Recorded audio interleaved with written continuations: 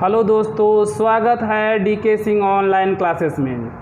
आज हम लोग एनसीईआरटी क्लास 10th का मैथ पढ़ेंगे। क्लास 10th के मैथ के अंतर्गत लेसन 2.1 देखते हैं। 2.1 हम लोग का है बहुपद, ठीक है। इसमें देखेंगे बहुपदों का शून्यक, ठीक है।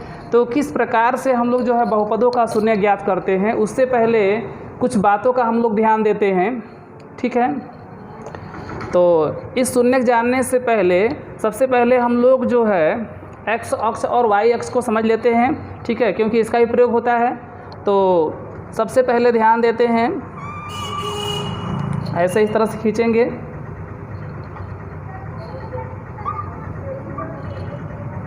इसको बोलते हैं एक्स अक्ष, ठीक है, और इसको बोलते हैं वाई अक्ष।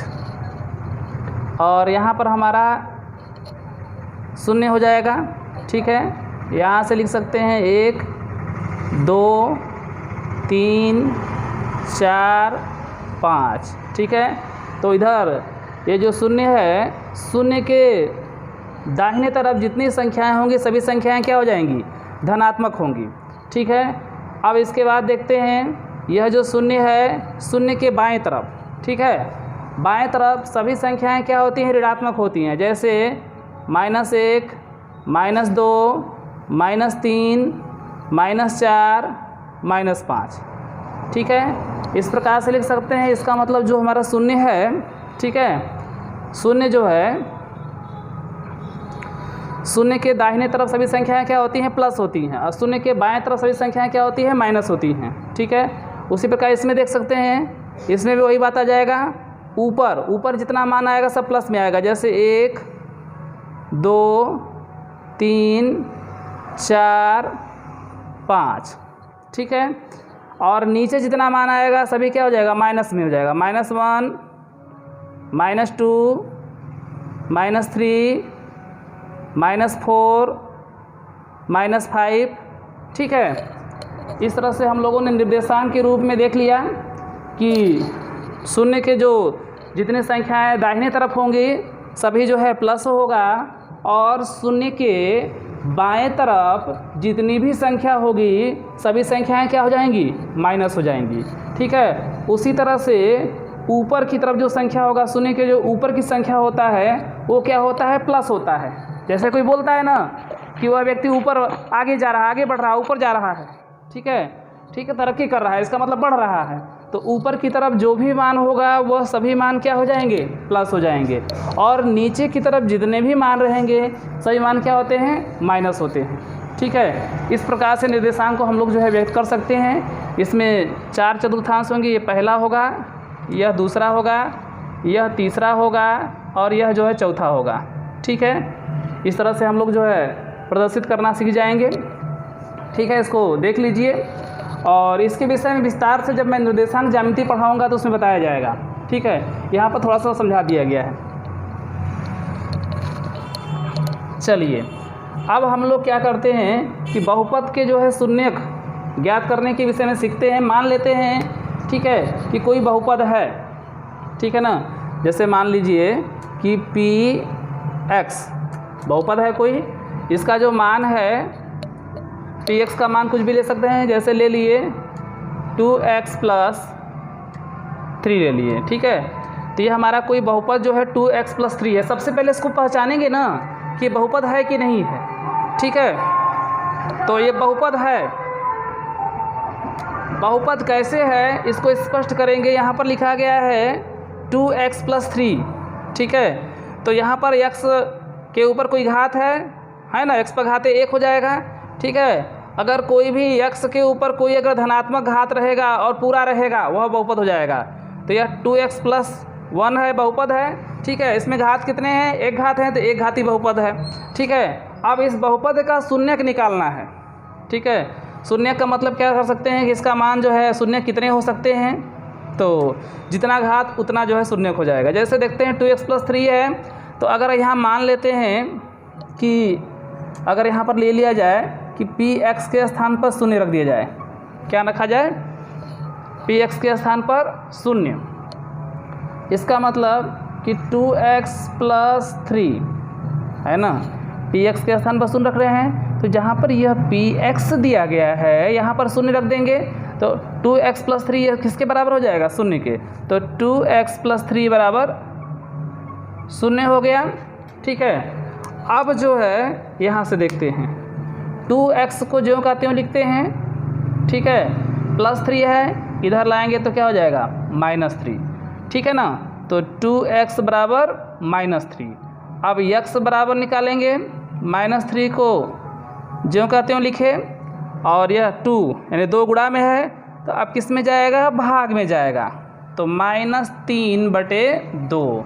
इस प्रकार से x का जो मान होगा, ठीक है, वो -3/2 हो गया। ठीक है, तो इसका जो है शून्य कितना आ गया? 3/2 है ना। तो लिख सकते हैं px का शून्यक कितना आ गया? -3/2 आ गया। ठीक है, इसका मतलब जो px है उसका शून्यक -3/2 आया, सिर्फ एक ही आया शून्यक। ठीक है, इसके कितने शून्यक आए? एक शून्यक आया। एक शून्यक आने का कारण क्या है? ठीक है, तो एक शून्यक आने का सबसे बड़ा रीज़न यह है कि x का घाते क्या है? 1 है। तो ठीक है, इसको आप लोग क्या करिए कि 60 स्क्रीन ले लीजिए। ठीक है ना।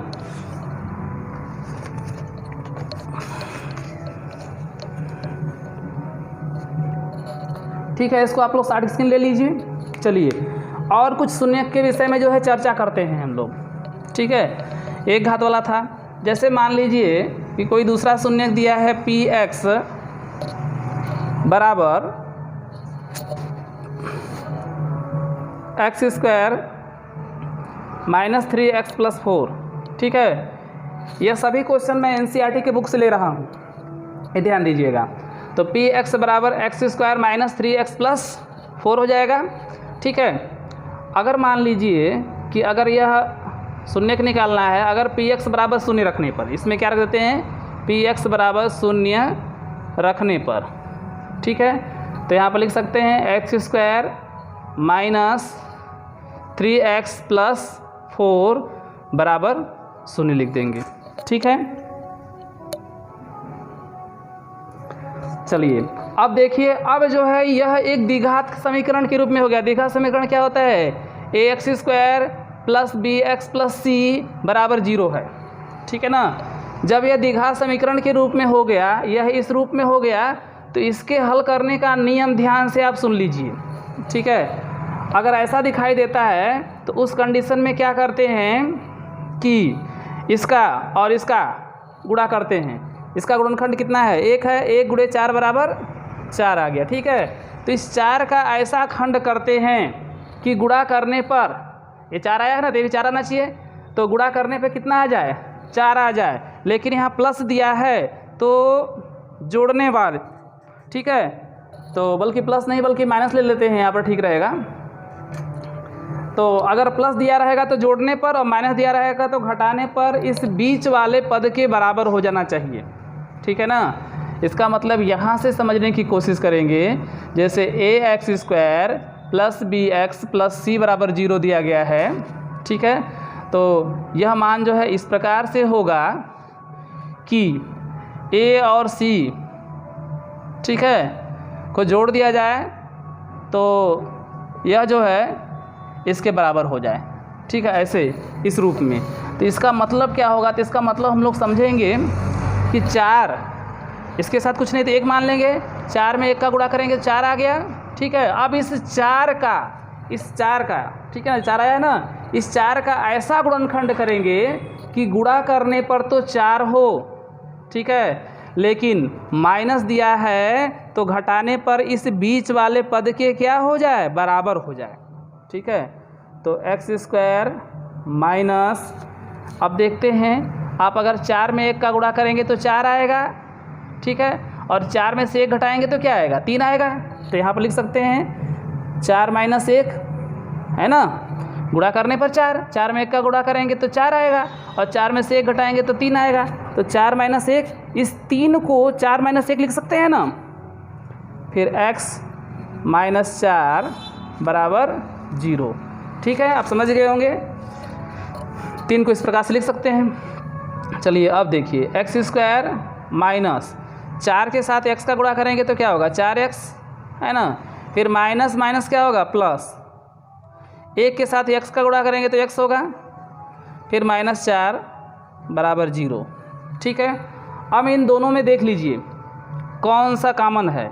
तो कॉमन निकालने का अर्थ क्या होता है, भाग देना। इसमें x से दोनों में भागा दे सकते हैं, छोटे घात देखेंगे x, अगर इसमें से x कॉमन निकालेंगे तो x से x में भागा देंगे तो बचेगा x माइनस x से x कट के क्या बचेगा 4। ठीक है, तो ये हो गया x -4 प्लस, अब इसमें कुछ कॉमन नहीं तो क्या निकालेंगे 1। जब कुछ भी कॉमन नहीं दिखाई देता तो क्या लेते हैं 1 लेंगे, 1 ले लिए x। ठीक है, 1 से भागा x में देंगे x आएगा, माइनस 1 का भागा 4 में देंगे तो 4 आएगा, कोई प्रभाव नहीं पड़ेगा। ठीक है, इस प्रकार से इसमें से अगर हम लोगों ने x कॉमन निकाल दिया तो x -4 हो गया। ठीक है, इसके बाद देखिए इसमें से 1 कॉमन निकाल दिया x -4 दोनों में है, तो x -4 को कॉमन निकाल दें तो क्या बचेगा x + 1 बचेगा, है ना। x -4 अगर यहाँ से भी हट गया और यहाँ से भी हट गया तो क्या बचा x + 1, तो x -4 निकाल दिए तो x + 1 हो गया बराबर 0 हो गया। ठीक है, इसका मतलब अगर ऐसे लेंगे x -4 बराबर 0 ले लें तो x बराबर क्या आएगा 4 आ जाएगा, है ना। इसी प्रकार से अगर x + 1 बराबर 0 ले लें तो x बराबर क्या आ जाएगा -1 आ जाएगा। ठीक है, इस प्रकार से दो मान आ गए, x का मान 4 और -1 आ गया। तो यहाँ पर लिख सकते हैं px के शून्यक। ठीक है, इसके शून्य क्या हो जाएंगे -1 और 4 हो गए। ठीक है, तो इस px के कितने शून्यक आए 2, एक आ गया -1 और एक आ गया 4। ठीक है, इसी को मूल भी कहते हैं। तो अब अगर इसके 2 शून्य का आ गए तो 2 शून्य कैसे आए, क्योंकि ये क्या है द्विघात है, 2 घात रहेगा तो 2 शून्य, 3 घात रहेगा तो 3 शून्य। ठीक है, समझ गए होंगे आप लोग। इसको देख लीजिए, इसके विषय में और अच्छा से बताया जाएगा। x² -3x -4 बराबर 0 है। ठीक है, इस 4 को लेते हैं और 1 को लेते हैं, इसके साथ कुछ नहीं तो 1 है। 4 और 1 का गुणनखंड क्या होता है 4 होता है। 4 का ऐसा गुणनखंड करेंगे कि गुणा करने पर 4, ठीक है, और माइनस दिया है तो घटाने पर बीच वाले पद के क्या हो जाए बराबर हो जाए। अगर आप 4 में से 1 घटाएंगे तो कितना आएगा 3 आएगा, और 4 में 1 का गुणा करेंगे तो कितना आएगा 4 आएगा। ठीक है, तो 3 को 4 -1 के रूप में लिख सकते हैं। ठीक है, अब देखिए x² को ज्यों का त्यों उतार दिए, -4 है, माइनस प्लस माइनस हो गया। ठीक है, 4 में x का गुणा करेंगे 4x तो ये हो गया -4x। ठीक है, फिर माइनस का गुणा माइनस में करेंगे तो माइनस प्लस हो गया, फिर x का गुणा 1 में करेंगे तो x हो गया। ठीक है, इसको -4 को ज्यों का त्यों उतार दिए। अब इन दोनों में देखेंगे क्या कॉमन है, x कॉमन है, तो कॉमन निकालने का अर्थ क्या होता है भाग देना। तो यहाँ से x कॉमन निकाल दिए, x का भागा x² में देंगे तो x बचेगा। ठीक है, माइनस है माइनस लिख दिए, फिर x का भागा 4x में देंगे तो क्या बचेगा 4 बचेगा। ठीक है, इसमें से क्या कॉमन निकालेंगे, कुछ भी अगर नहीं दिखाई देता है तो क्या कॉमन निकालते हैं +1 कॉमन निकालते हैं। ठीक है ना, तो यहाँ पर +1 निकाल दिए, प्लस है तो प्लस निकालेंगे तो x -4, क्योंकि x में अगर 1 से भागा देंगे तो x आएगा, और 1 का भागा अगर 4 में देंगे तो भी क्या आएगा 4 ही रहेगा। ठीक है, इस प्रकार से x -4 यहाँ हो गया। अब देखेंगे कि दोनों ही ब्रैकेट बराबर होना चाहिए। इस बात का हमेशा ध्यान देना है कि यहाँ पर और यहाँ पर दोनों ही ब्रैकेट बराबर होना चाहिए। अगर बराबर नहीं है तो फिर सवाल गलत हो जाएगा। ठीक है, तो दोनों ही ब्रैकेट जब बराबर है तो यहाँ से x -4 निकालेंगे तो x -4 यहाँ से भी जाएगा और यहाँ से भी जाएगा, तब बचेगा क्या x + 1, तो x + 1 हो जाएगा। ठीक है, इस प्रकार से जो है x -4 x + 1 = 0, तो ले सकते हैं x -4 = 0, तो x = 4 हो जाएगा। ठीक है ना, x -4 = 0, तो x = 4 क्यों होगा, क्योंकि ये -4 है, पक्षांतर करेंगे तो क्या होगा +4 हो जाएगा। इसके बाद देखते हैं x + 1 बराबर 0 है। ठीक है, तो x बराबर क्या हो जाएगा -1, क्योंकि ये +1 है, इधर लाएंगे तो क्या हो जाएगा -1। इस प्रकार से px के जो है x के दो मान -1 और 4 है, इस तरह से px के जो शून्यक होंगे वह जो है -1 और 4 हो जाएंगे। ठीक है, तो px के कितने शून्यक 2 शून्यक, तो कैसे मालूम कि 2 ही शून्यक, तो यहाँ पर देखेंगे इसमें 2 घात, जितना घात उतना शून्यक। ठीक है, अब शून्यक के लिए एक बहुत ही अचूक तरीका बताया जा रहा है, इसको ध्यान से देखिए। शून्य को किस प्रकार से ज्ञात करते हैं।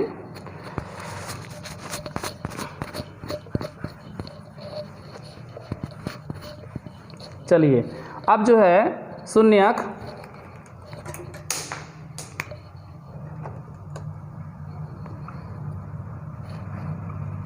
ज्ञात करने की विधि, ठीक है,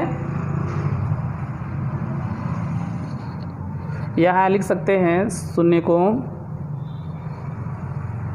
की संख्या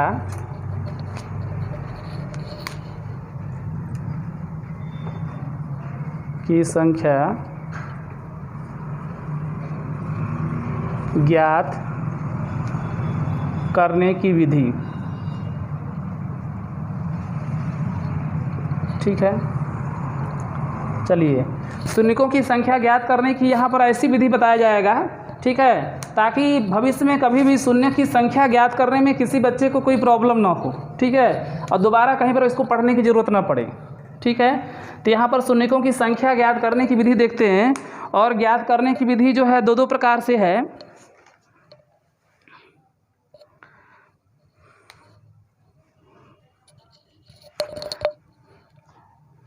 इसमें सबसे पहला देखेंगे घात के अनुसार देखेंगे। अगर यदि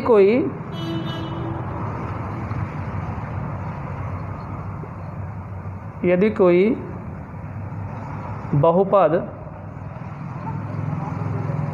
दिया हो तो उसका, ठीक है, अगर बहुपद दिया रहेगा तो उसका शून्यक जो है किस प्रकार से ज्ञात करेंगे, ये ध्यान देते हैं। तो इसके लिए बहुत ही सिंपल चीज़ें हैं कि जितना घात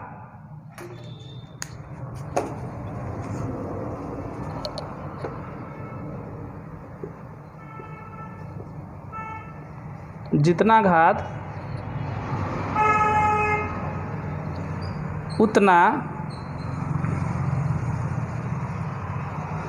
बहुपदों की संख्या। ठीक है, तो इसके लिए सिंपल सी चीज़ है कि जितना घात रहेगा उतना ही बहुपदों की संख्या होगा। ठीक है, तो अभी हम लोग बीजगणित के रूप में देखेंगे, फिर इसको रेखा गणित के रूप में भी देखेंगे कि जितना घात रहेगा उतना बहुपदों की संख्या होगा। और यह बहुत ही आसान नियम है। ठीक है, क्योंकि बहुपदों का घात मैंने बताया था, जैसे हम लोग ले लिए, ऐसे लिख दिया x+1, ठीक है, और px = x+1 में बहुपदों की संख्या। ठीक है, अगर इसने पूछ दिया कि बहुपदों की संख्या कितनी होगी, तो सबसे पहले x के घात को देखेंगे, x के अधिकतम घात को देखेंगे। तो यहाँ पर x का घात है क्या है, x कितनी बार है, सिर्फ 1 बार है। ठीक है, अधिकतम घात 1 है, इसलिए जो है x के जो बहुपदों की जो संख्या होगी वो क्या होगी, 1 हो जाएगी। ठीक है, इसके बाद देखते हैं, अब जो है आगे बात करते हैं, दूसरा कोई क्वेश्चन लेते हैं, जैसे px बराबर x² + 5x + 6। ठीक है, अब इसमें बहुपदों की संख्या। ठीक है, अब देखेंगे इसमें कितने बहुपद होंगे।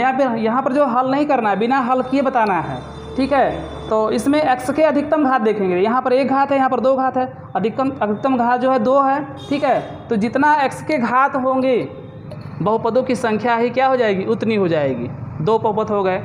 ठीक है, इसका मतलब कि द्विघात में 2 बहुपद। अब देखते हैं कोई और उदाहरण लेके देखते हैं। px = x³ + 4x² + 9x + 6। ठीक है, में बहुपदों की संख्या। ठीक है, इस प्रकार से मान लीजिए कोई सवाल दे दिया और इसने पूछ रहा है कि बहुपदों की संख्या क्या होगा, तो सीधा सीधा इसका क्या देखेंगे, अधिकतम घात। तो अधिकतम घात कितना है, 3 है, और कोई घात नहीं, सिर्फ अधिकतम घात से मतलब है। तो जितना अधिकतम घात उतना ही क्या होगा, बहुपदों की संख्या होगा। ठीक है, तो यहाँ पर क्या आ जाएगा, 3 आ जाएगा। इसी प्रकार से हम लोगों ने जो है एक घाती द्विघात समीकरण, त्रिघात समीकरण देख लिए। ठीक है, इसी प्रकार से चतुर्थ घात समीकरण भी देख सकते हैं। x पर घाते 4 plus 4x³ plus 9x² plus 6x plus 7। मान लीजिए इस तरह से कोई अगर दिया है, इसमें निकालना है में बहुपदों की संख्या। ठीक है, तो बहुपदों की संख्या कितनी हो जाएगी, इसमें अधिकतम घात कितना है, 4 है। ठीक है, इस प्रकार से हाई स्कूल के सिलेबस में अगर पढ़ेंगे तो अधिकतम त्रिघात तक या किसी किसी साल में 4 घात तक देता है, इससे आगे जो है हाई स्कूल के सिलेबस में नहीं है। ठीक है, जब इंटर में जाओगे तो बहुपदों की घातों की संख्या बहुत ज़्यादा हो सकती है। यहाँ पर 4 घात नहीं, 10 घात, 12 घात, 15 घात जितनी भी हो सकते हैं, उससे बड़े बड़े सवालें भी मिलेंगी। ठीक है, तो इसको अगर विस्तार रूप से पढ़ना है तो जब इंटरमीडिएट में जाओगे तुम लोग 11 में, ठीक है, 11-12 में, तब जा कर के इसके विषय में और विस्तार से देखोगे। ठीक है, तुम्हारे सिलेबस में बस इतना तक ही दिया गया है। लेकिन जानकारी के लिए बता दें कि अगर बहुपदों की संख्या निकालना है, चाहे जितना घात दे तो जितना घात उतना बहुपद, सीधी सी बात है। तो सबसे बड़ी संख्या जो है लेंगे, सबसे बड़ी संख्या का घात लेंगे, वही हो जाएगा जो सबसे ज़्यादा घात बड़ा होगा। ठीक है, इस प्रकार से बीजगणित में कोई भी बहुपद की संख्या इस विधि से निकाल सकते हैं। ठीक है, इसको जो है शॉर्ट स्क्रीन ले लीजिए। अगर बात करते हैं रेखा गणित का, ठीक है ना, अगर बात करते हैं रेखा गणित का, अगर चित्र में दे दिया गया तो कैसे ज्ञात करेंगे।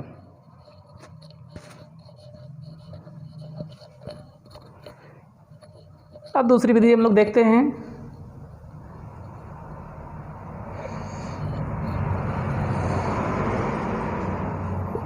ज्यामितीय आकृति का बहुपद, बहुपदों की संख्या। ठीक है, ज्यामितीय आकृति का बहुपदों की संख्या जो है कैसे ज्ञात करते हैं, इसके लिए सिंपल नियम है कि x अक्ष पर